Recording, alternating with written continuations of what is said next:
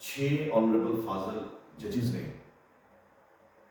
आवाज़ हक बुलंद कर दी कि हम आज़ादाना जजी नहीं कर रहे, हम आज़ादाना फैसले नहीं कर रहे। बिस्मिल्लाहिर्रहमानिर्रहीम, अस्सलाम वालेकुम। इरफान खान एडवोकेट आपकी खिदमत में हाजिर है। हमारी वकालत की दुनिया में कुछ मामला ऐसे होते हैं जो आम जो है लाइफ में, आम लोगों की लाइफ में वो नहीं होते। एक शख्स हाई पोस्ट से रिटायर होने के बाद जब अपने आला अफसरान मुतलक नाम लोगों या अपने अदारे में होने वाली जुल्म ज्यादती के बारे में आके बताता है तो हम कहते हैं यार इसको रिटायरमेंट के बाद ही याद है, जब ये अंदर बैठ के कुछ कर सकता था तो तब क्यों नहीं इसको याद आया। हम उसकी बात को हल्का लेते हैं। आज कुदरत ने आपको वाज़ेह तौर पर एक मिसाल दे दी और इस्लामाबाद हाई कोर्ट के 6 ऑनरेबल फाजिल जजेस ने आवाज़ हक बुलंद कर दी कि हमें आज़ादाना फैसले नहीं करने दिए जा रहे, हमको इन्फ्लुएंस किया जाता है और अगर कोई इन्फ्लुएंस करे तो हम क्या करें। ये एक बड़ा मुज़ाहिरा खेज़ सा क्वेश्चन उसमें आया उस खत में। लेकिन एक खुशहाल बात है कि उन्होंने हाजिर सर्विस होते हुए और इख्तियारात मुकम्मल अपने हाथ में होते हुए एक आवाज़ हक बुलंद की। तरीका कार गलत था। ये तो ऐसे ही है ना कि SHO जाके पूछे किसी आला अफसर से कि जनाब मैंने एक FIR देनी है तो बताएं मैं FIR कैसे दूँ, मुझे मोहल्ले का जो है ना वो चौधरी FIR देने से मना कर रहा है। भाई आपके पास इख्तियारात हैं, अनफेटर्ड कानून सारे मौजूद हैं, इम्प्लीमेंटेशन नहीं। ये मैं नहीं कहता, ये आला अदलिया रोजाना की बुनियाद पे किसी न किसी केस की हेयरिंग के दौरान कहते हैं कानून मुकम्मल मौजूद है, ये इम्प्लीमेंट नहीं करते, इंतजामिया इम्प्लीमेंट नहीं करती। मेरा आज का जो टॉपिक है कि क्या वो जजेस दुरुस्त कह रहे हैं, क्या वो जजेस गलत कह रहे हैं, और अगर गलत कह रहे हैं तो उनका मोटिव क्या है, और उनका मोटिव अल्टीरियर मोटिव है या पॉजिटिव मोटिव। इस तरह से मैं आज गुफ्तगू होगी। मैं माजरत के साथ ये बातें करूंगा कि अगर किसी की दिल लगा ली हो तो मुझे माफ कर दिया जाए।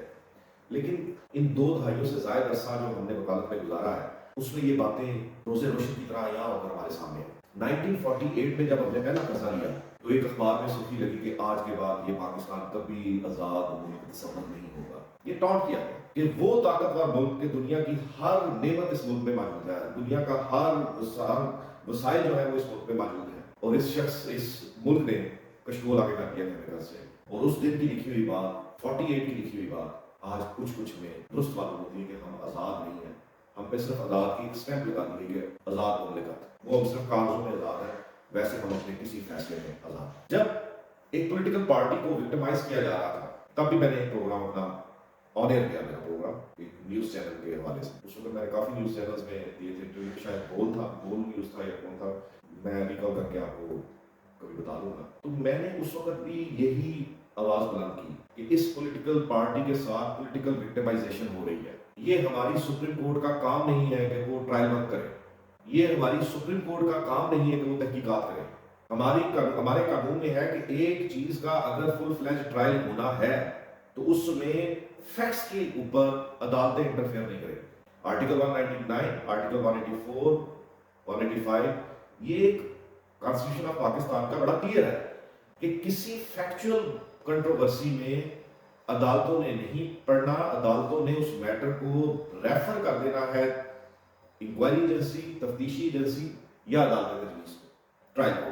और ऐसी विक्टिमाइजेशन हुई कि बंदा भुट्टो केस को चले अब आके उन्होंने कर दिया कि वो भी इन्होंने सिर्फ टेक्निकल बुनियादों पे किया, हकायक पे कुछ नहीं किया, खैर कर भी नहीं सकते थे, लेकिन उसको रीहेयर करके मामला को टेक्निकल की बुनियाद की बजाय ये कर सकते थे। भुट्टो केस आपके सामने, उसके बाद प्यारा साजिश केस आपके सामने, उसके बाद अब कि भाई आपने उसको प्रोसिक्यूट करना है तो आप इन कंपनियों की आड़ में शॉर्ट ऑर्डर करके आप क्यों कर रहे हैं।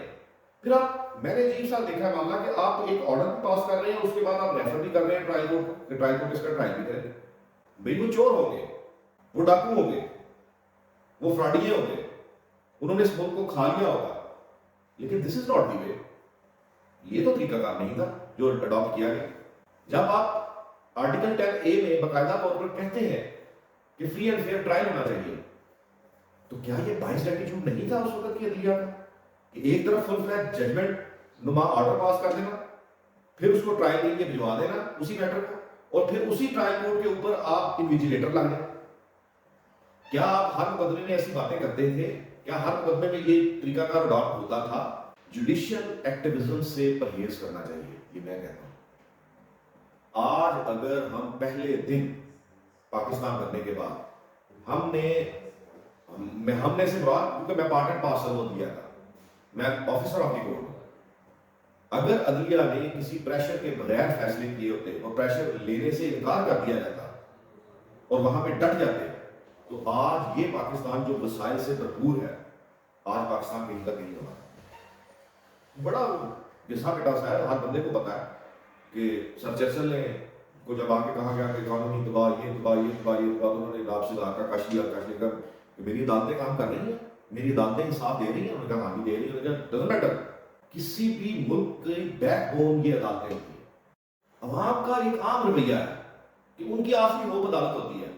میں کیس کرا رہا ہوں، میں کیس کر سکتا، عدالت کسی کا عدالت لے جاؤ، اور اگر عدالت ہی وہ بھرم توڑ دے تو پھر عوام نے تو اپنا درمیانی رستہ، اچھا معذرت کے ساتھ میں ایک بات کر رہا ہوں، معذرت کے ساتھ عدلیہ کے ساتھ بامر مجبوری عوام آپ کے پاس آتی ہے، پیرلل کورٹ سسٹم دے دے، عوام آپ کے پاس آئی نہیں، عوام کو دوسرا راستہ دے دے کہ ہاں یہ اپنے فیصلے کر لیں، مقدمہ آج قانون سازی کرے کہ جس کا دل کرتا ہے عدالتوں میں اپنے فیصلے کروائے، جس کا دل کرتا ہے فتو والے سے اپنے فیصلے کروائے، فتو والے کا فیصلہ بھی اتنا ہی بائنڈنگ ہوگا جتنا عدالت کا۔ عدالتیں اگر باں نہیں کریں گی، عدالتوں میں الو بولیں گے، عدالتوں میں لوگ نہیں جائیں گے، یہ میں آپ کو حقیقت بتا رہا ہوں، سوچیں اس کے بارے میں۔ عوام بامر مجبوری ایک ہوپ کے تحت آپ کے پاس آتی ہے، جب اس کی ہوپ ٹوٹتی ہے تو پھر لطیفے بنتے ہیں۔ یہ لطیفہ میں نے تو نہیں بنایا کہ جب اس خاتون نے کہا کہ تمہیں اللہ تعالیٰ ایس ایچ او بنائے، ایک جج صاحب نے فیصلہ کیا ہے خاتون کے حق میں 5 سال بعد، اور اس خاتون کو بڑا سینہ تھام کے کہا کہ ماں جی تھوڑے حق سے فیصلہ کر دیتا ہے، تو انہوں نے کہا اچھا پتر تمہیں اللہ تعالیٰ ایس ایچ او بنائے، انہوں نے کہا ماں جی میں تو جج ہوں، انہوں نے کہا نہیں پتر تمہیں ایس ایچ او بنائے، انہوں نے کہا ماں جی میں تو جج ہوں، انہوں نے کہا نہیں پتر 5 سال پہلے ایس ایچ او نے انہوں کہا سی کہ ایسے کریں گے، اتنے پیسے دیں گے کہ تیرا میں فیصلہ تیرے حق سے کر دیتا، تو میں کہا نہیں میں تو عدالت سے جا رہا، عدالت نے تو الٹیاں الٹ بازیاں لوا دینی ہیں، تو انہوں نے آخر تو 5 سال بولنا ہے۔ میں نے اتنے ہی پیسے خرچ کیے اس عدالتی نظام میں اور 5 سال لگے، اس سے زیادہ پیسے خرچے۔